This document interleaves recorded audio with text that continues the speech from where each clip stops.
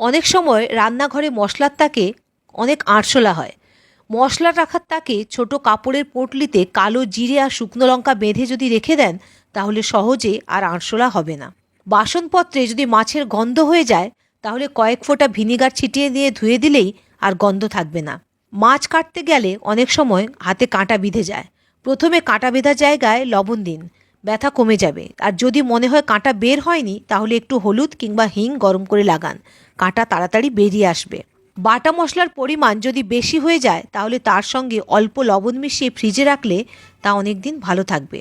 অনেকেই নিরামিষ খেতে ভালোবাসেন। আদার রসে হিং মিশিয়ে ফোড়ন দিন, এতে তরকারিতে অনেকটা পেঁয়াজের গন্ধ ও স্বাদ হয়। যারা নিরামিষ খান তাদের পক্ষে এটি খুবই ভালো। বর্ষাকালে প্রায় লবণ গলে যায়।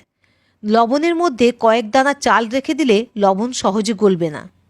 মাংস তাড়াতাড়ি সেদ্ধ করতে হলে আমরা অনেকেই পেঁপে দিয়ে সেদ্ধ করি, কিন্তু জানেন কি, মাংসের হাঁড়িতে গোটা দুয়েক সুপারি ফেলে রাখলে তাড়াতাড়ি মাংস সেদ্ধ হয়ে যায়।